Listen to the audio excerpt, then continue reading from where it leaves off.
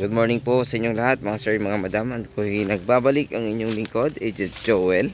So andito ako ngayon sa bayan ng Bayambang, Pangasinan. Meron po tayong tinitignan dito na house and lot, 742 square meter, nakabakod na po. Pinabakod po niya bago niya ibenta. So kailangan na lang siguro ng palitada ito kung papalitadahan. Kung hindi naman, pwede naman po tulad nitong dati. So nasira kasi yan, pinaayos lang niya. So ayan, bago niya benta para ano. So ang maganda naman dito sa area nito, malapit lang sa Kamiling Bayambang Road. Yan, sa Kamiling Tarlac Bayambang Road. Yan. So ito po ay house and lot, may attic sa taas. So mayroon din pong pwedeng business area sa harap. Ito naman pwedeng gawin mong taniman, or pwedeng maglagay dito ng bahay pa, at pwede rin dito yung small na kumbaga gagawa ka ng pool or ano man gusto mong gawin dito sa likod, kasi mahaba pa to pahaba po itong lote. So nasa I think mga nasa 10 meters yung lapad nitong area. Siguro hanggang dun sa likod is 8 meters lang yon, kasi pakipot siya. Tapos ito paluwang dito sa harap, medyo maluwang. Nakabakod po lahat yan hanggang dun sa likod, ay sa harap. So may attic, papasukin po natin yan. May isang kubo dito sa likod.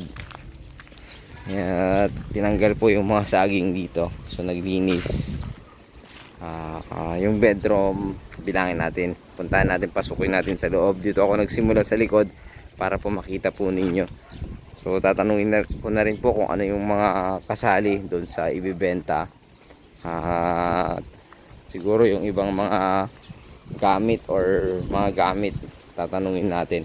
So ito yung likod talaga, maluwang pa. Maluwang po yan, napakaluwang. So pwede po dyan nang maglagay ng swimming pool. So maraming na rin bahay dito, wala po kayong mag-alala. At safe po ang lugar na ito. Papasukin natin yung area, yung bahay, para po makita po ninyo. So yung parking space, napakaluwang naman. Halagyan mo na lang ng ano yan, may bubong na yung parking space. Yung parking area dyan, hindi lang po na ano, pero ito yung pinakaharap. Dating water station ito, natigil lang. Ewan ko kung kasali itong mga ito na ibibenta, hindi natin alam. Meron pong oven dyan. Ayan, so ito pwedeng gawing store, kasi ito dating may gate na rin, so walang problema. Ito dating store to ng water station. Ayan, so pwede mong ituloy or pwede mong gawing store ito ng sari-sari store. So ito po yung harap ng bahay. Ayan, so kami po mismo ito po yung sasakyan po namin. So itong bahay, okay pa naman yung pintura, kunting pintura lang siguro dito sa mga parlings nya. So medyo kinalawang. Yung ano naman nya, gutter nya, may ibang part na papalitan. Bubida, kunting pintura siguro ulit, nag-fade. Ayan, okay pa naman. So may balcon. So nag-business ata sila. So pasukin natin. So apakalapad ng kanyang pader. So ito po yung sala. Ayan, pakaganda ng sala. So tatanungin natin mamaya kung ano yung mga maiiwan dito, anong inclusion nya. So wow, ang ganda. Ito yung gusto ko, ano ganda ng ilaw. Ito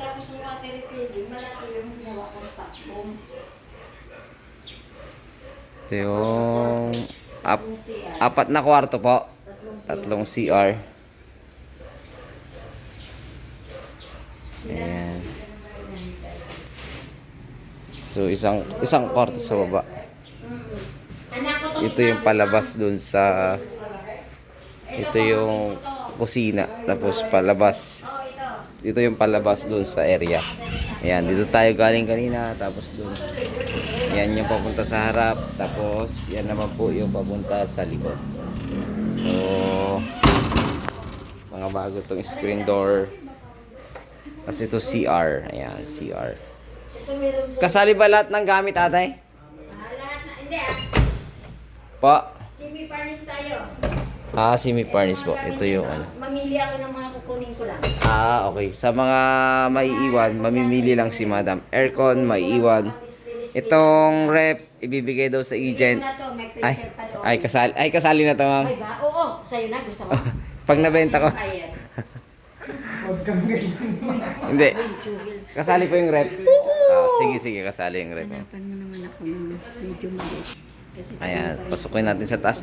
Bali, 3 kwarto dito sa baba, no? Oo, tatlo. Tapos isa sa taas. Opo. Ito po yung pangalawang kwarto. So, may aircon po lahat. Lahat ng aircon kasali po sa area. Ayan, may TV pa. Ewan ko kung maiwan yan. Pag-usapan na lang po ninyo. So, ito, palabas po ng labas. Ayan, mayroon siyang terrace. Ayan. Tapos ito, may CR. May sariling CR. Ayan, CR. Ayan. Hindi pala CR to. CR. Tapos meron siyang cabinet. Ayan, may cabinet siya. Tapos yan yung CR niya. Ang ganda. Ganda.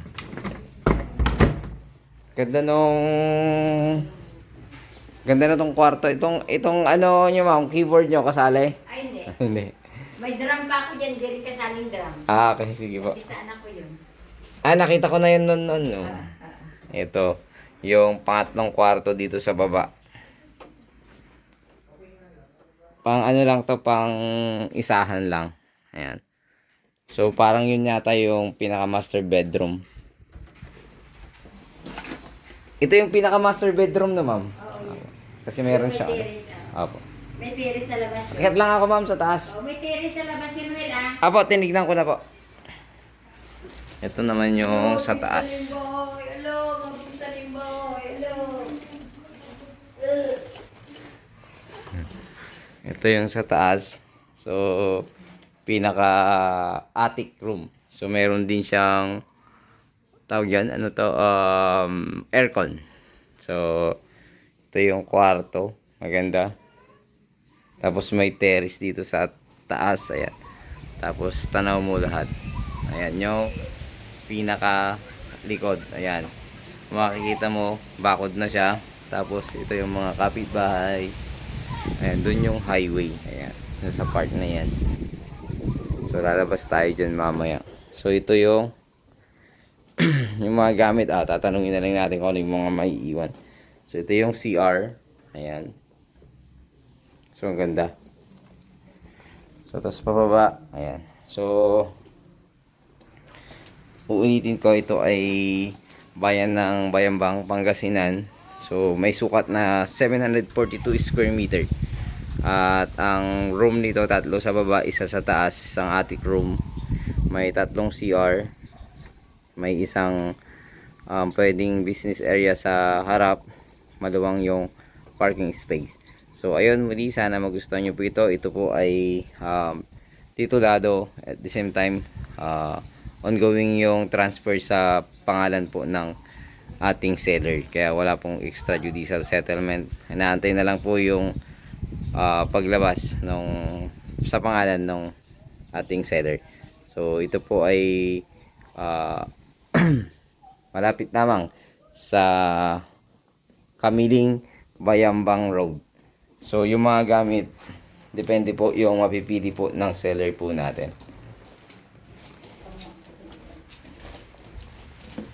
Ayan, ganyan po yung gamit. Parang salamat Shopee itong mga ilaw mo, mama. Ay, hindi. Hindi. Sa ko yung binili lahat. City Hardware.